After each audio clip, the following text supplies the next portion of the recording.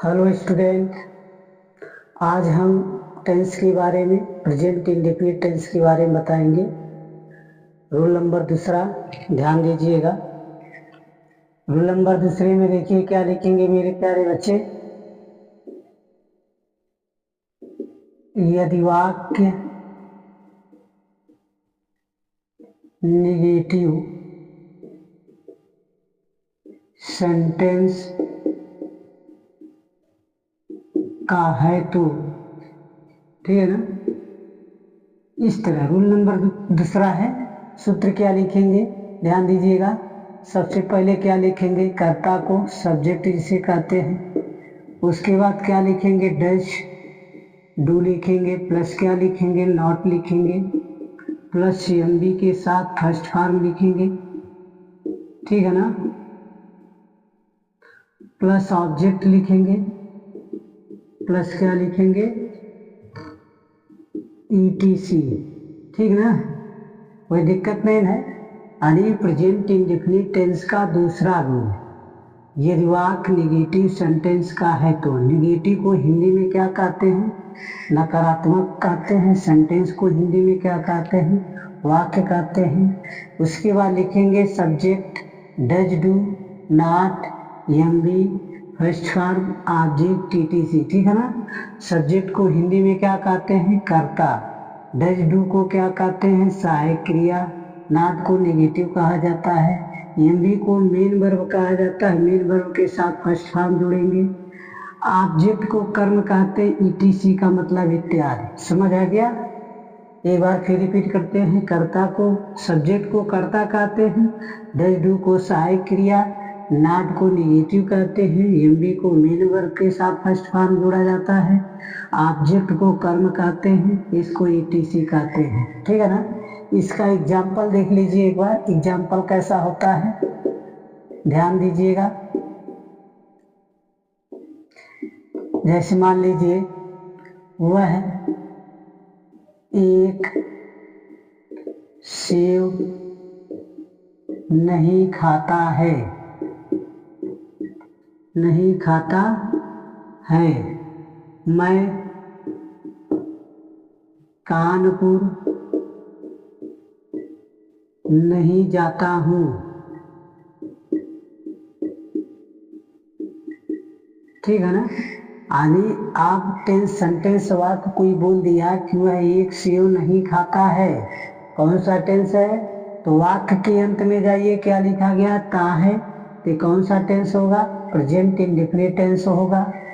अब कौन सेंटेंस है, यदि बीच में नहीं है तो नेगेटिव सेंटेंस माना जाएगा, ठीक है ना। कौन वचन है, एक वचन है। एक ऐसे पता चलेगा, आपको बताया गया था कि मैं, हम, तुम, वे, ये चार शब्द आपके क्या होते हैं, बहुवचन होते हैं, ठीक है ना, जिसे कहा जाएगा बहुवचन। तो मान लीजिए चारों वाक्य में से कोई शब्द यहाँ आगे नहीं है ना, कर्ता में वह लिखा गया, तो आपका क्या है, एक वचन है। यानी कौन सा टेंस है, प्रेजेंट इंडेफिनिट टेंस है। कौन सेंटेंस है, नेगेटिव सेंटेंस है, क्योंकि बीच में नहीं है। और कौन वचन है, एक वचन है, क्योंकि वह है, ठीक है ना। अब ट्रांसलेशन कैसे बनेगा, सबसे पहले सूत्र के अनुसार देखेंगे। सूत्र में कर्ता लिखा गया, तो कर्ता मेरा क्या है, ही, ठीक है ना। यहाँ ती रहता तो सी लगा देते, स्त्रीलिंग हो जाता ना। उसके बाद डज डू लिखा गया है, तो आपको बताया गया था एक वचन कर्ता के साथ डज का प्रयोग करते हैं, बहुवचन कर्ता के साथ डू का प्रयोग करते हैं। तो यहाँ का लिखेंगे डज। उसके बाद तुरंत क्या लिखेंगे, नॉट। नॉट के बाद क्या लिखा गया, मुख्य क्रिया के साथ फर्स्ट फॉर्म। तो खा के मुख्य फर्स्ट फॉर्म क्या होता है, इट। उसके बाद ऑब्जेक्ट क्या हमारा, एप्पल, तो यहाँ लिखेंगे एप्पल। समझ आ गया, कोई दिक्कत है किसी को। अब दूसरा सेंटेंस कैसे बनाना है, मैं कानपुर नहीं जाता हूँ। ये क्या है, बहुवचन। देखिए मैं आया ना, शुरू में मैं आया, लास्ट में ता हूँ, ये कौन सा वचन हुआ, बहुवचन हुआ। कौन सा टेंस है, प्रेजेंट इंडेफिनिट टेंस है, क्योंकि वाक्य के अंत में ता है। कौन सेंटेंस है, नेगेटिव, क्योंकि बीच में नहीं है। कौन वचन है, बहुवचन, क्योंकि शुरू में मैं आया है। तब इसके अनुसार टेंस आपको बनाना। सबसे पहले कर्ता लिखा है, कर्ता क्या है, आई लिखेंगे, आई के साथ क्या लिखेंगे, डू, डू के बाद यहाँ देखिए क्या लिखा गया, नॉट, नॉट के बाद क्या लिखा गया, मुख्य क्रिया के फर्स्ट फॉर्म, मुख्य क्रिया क्या है, जा है मुख्य क्रिया, तो यहाँ आप क्या लिखेंगे, गो। उसके बाद ऑब्जेक्ट क्या है, कानपुर, ठीक है ना, तो यहाँ टू कानपुर लिखिए, चाहे कानपुर लिख दीजिए। यदि मान लीजिए हम टू हटा देते हैं, अब एक बार पढ़िए इसको, I do not go Kanpur. अब टू लगा के पढ़िए जरा, I do not go to Kanpur. आने टू क्यों लगता है, हिचकिचाहट के लिए, आने इसको पढ़ने में जल्दी से हम इसको फास्ट पढ़ दें, ठीक है ना। अब मान लीजिए ऐसा कोई एग्जाम्पल आ जाए, हम किताब नहीं पढ़ते हैं, नहीं पढ़ते हैं, तो मान लीजिए कौन सा टेंस है, तो वाक्य के अंत में जाइए, ते है तो प्रेजेंट इंडेफिनिट टेंस होगा, क्योंकि इसका पहचान आपको बताया गया था अगले वीडियो में कि जिस हिंदी वाक्य के अंत में ता है, ती है, ते है, ठीक है ना, तो इससे पहचान आपको पता चल जाएगा। वाक्य के अंत में ते है तो प्रेजेंट इंडेफिनिट टेंस कहा जाता है। अब ये कौन सेंटेंस है, वाक्य के बीच में नहीं आया है वाक्य में, तो क्या बताएंगे, निगेटिव सेंटेंस। कौन सा वचन है, ठीक है ना, बहुवचन में क्या लिखा जाता है, एक वचन कर्ता में एस और एस लगाते हैं, लेकिन अफर्मेटिव सेंटेंस से, और निगेटिव से डज डू का प्रयोग होता है। लेकिन यहाँ देखना बहुवचन है, क्योंकि यहाँ शुरू में हम है, वाक्य के अंत में ते है। बहुवचन कर्ता आई यू दे के साथ डू का प्रयोग करते हैं, ठीक है ना। तो यहाँ आई आप वी है तो वी लगाएंगे, वी के बाद डू लगाएंगे, आपका कर्ता हो गया, यानी सब्जेक्ट लिखा गया, सब्जेक्ट आपका वी हो गया। यदि ये बहुवचन है तो डू लगा देंगे, डू के बाद तुरंत नॉट लगा देंगे, नॉट के बाद तुरंत क्या लिखेंगे, मुख्य क्रिया क्या, पढ़ना कर क्या होता है, रीड होता है, RED रीड। उसके बाद क्या लिखेंगे, द बुक। कोई दिक्कत है किसी को। मान लीजिए अगला एग्जाम्पल एक और देख लीजिए, वे नहीं दौड़ते हैं, नहीं दौड़ते हैं। मान लीजिए ट्रांसलेशन है, तब आपको क्या कैसे बनाएंगे, सबसे पहले कर्ता ढूंढेंगे, क्या है कर्ता आपका, क्या है, सब दे है, तो यहाँ दे लिखेंगे। उसके बाद डज डू लिखा गया, बहुवचन है तो बहुवचन के साथ क्या लगाएंगे, डू, तुरंत क्या लिखा जाएगा, नॉट, नॉट लिख देंगे। उसके बाद क्या लिखा गया, मुख्य क्रिया दौड़ना है तो यहाँ क्या लिखेंगे, रन, ठीक है ना, दे डू नॉट रन, वे नहीं दौड़ते हैं। कोई दिक्कत है किसी को, इस सेंटेंस में दिक्कत नहीं है।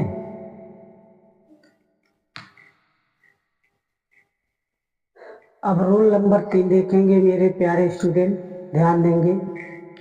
रूल नंबर 3 में देखिए क्या है, ध्यान दीजिएगा। रूल नंबर 3, तो रूल नंबर 3 क्या लिखेंगे, यदि वाक्य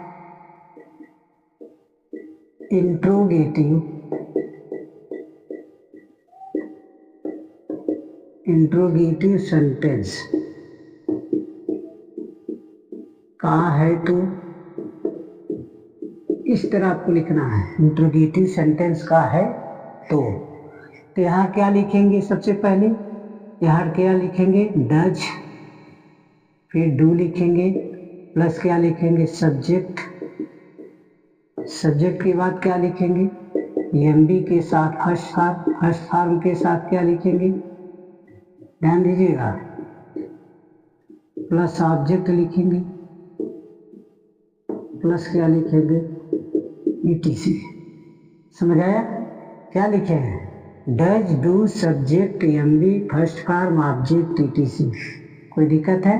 रूल नंबर 3 है, इसको इंट्रोगेटिव को हिंदी में क्या कहते हैं, प्रश्नवाचक कहते हैं। सेंटेंस को बताए ही थे, लेकिन यहाँ क्या है, प्रश्नवाचक है, प्रश्नवाचक वाक्य का है तो सबसे पहले डज डू सहायक क्रिया देके कहा जाएगा, कर्ता मतलब सब्जेक्ट है, मेन वर्ब यानी इसका फुल फॉर्म क्या होता है, मेन वर्ब जिसे कहा जाएगा मुख्य क्रिया। ये क्या है, आपका कर्म है, ये क्या है, आदि है, ठीक है ना। एग्जाम्पल क्या है, जैसे EXAMPLE एग्जाम्पल आपका होता है, क्या मोहन अपना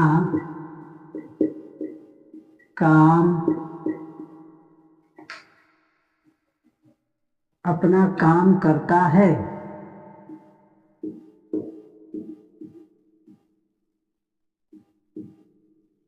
ठीक है ना, क्या मोहन अपना काम करता है, यह प्रश्नवाचक चिन्ह लगाएंगे। अब दूसरा वाक्य है, क्या वे हॉकी खेलते हैं।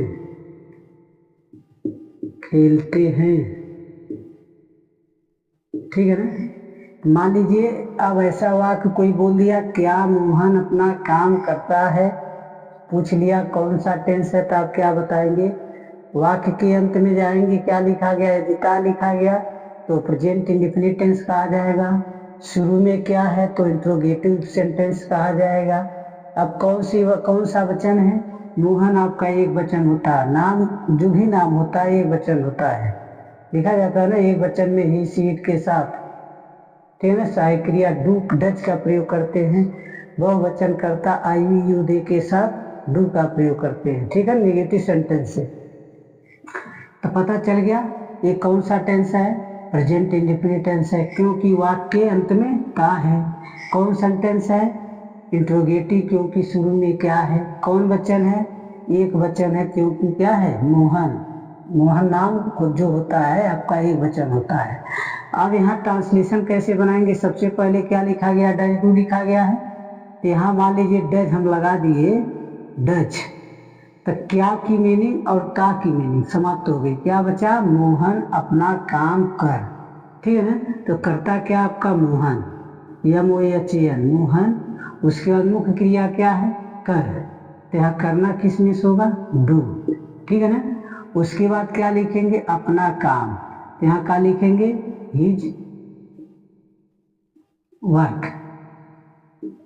कोई दिक्कत है, does Mohan do his work, समझ आ गया। अब क्या वे हॉकी खेलते हैं, कौन सा वचन है, तो आप बताइए बहुवचन है, क्योंकि वे क्या होता है, बहुवचन होता है, IVU दे, ये क्या है, बहुवचन है, तो यहाँ बहुवचन के लिए क्या लगाएंगे, डू लगा देंगे। करता क्या है मेरा, वे है, तो यहाँ दे लगा देंगे। उसके बाद मुख्य क्रिया क्या आपका, मुख्य क्रिया खेलते, तो यहाँ क्या हो जाएगा, प्ले, PLAY प्ले। उसके बाद क्या है, हॉकी, द हॉकी लिख देंगे, HOCKEY। ठीक है, अब मान लीजिए ऐसे एक एग्जाम्पल और ले लीजिए, क्या चिड़िया गाना गाती है। ठीक है ना, क्या चिड़िया गाना गाती है, तो यहाँ सबसे पहले आप क्या बनाएंगे, यहाँ डज डू लिखा गया है, तो आप बताइए पहले यहाँ डज लगेगा, क्यों लगेगा, क्योंकि एक वचन है। करता क्या आपका चिड़िया, तो यहाँ लिखेंगे the bird, does the bird. आप क्या लिखेंगे, मुख्य क्रिया गाती है, गाना क्या हो जाए, सिंग। उसके बाद ऑब्जेक्ट क्या है, गाना, यहाँ क्या लिखेंगे, सॉन्ग। कोई दिक्कत है, नहीं दिक्कत है। क्या वह बाजार जाता है। ठीक है ना, यहाँ देखिए आप फुल प्रश्नवाचक चिन्ह जरूर लगाइएगा, नहीं तो आपका गलत हो जाएगा। तो यहाँ देखिए, क्या वह बाजार जाता है, कौन सा टेंस है, प्रेजेंट इंडेफिनिट टेंस है, क्योंकि वाक्य अंत में था है। कौन सा टेंस है, इंट्रोगेटिव, क्योंकि शुरू में क्या है। ठीक है ना, अब कौन वचन है, एक वचन है, क्यों कि वो है, तो यहाँ क्या लिखेंगे, डज। करता क्या है, ही। उसके बाद गो टू मार्केट। कोई किसी को दिक्कत है, दिक्कत नहीं है, वीडियो समझ आ गया। उम्मीद करते हैं मेरे प्यारे बच्चे इस वीडियो को आप लोग अच्छे से समझ गए होंगे। यदि समझ गए मेरे मित्र तो आप वीडियो को लाइक सब्सक्राइब करना ना भूलें। धन्यवाद।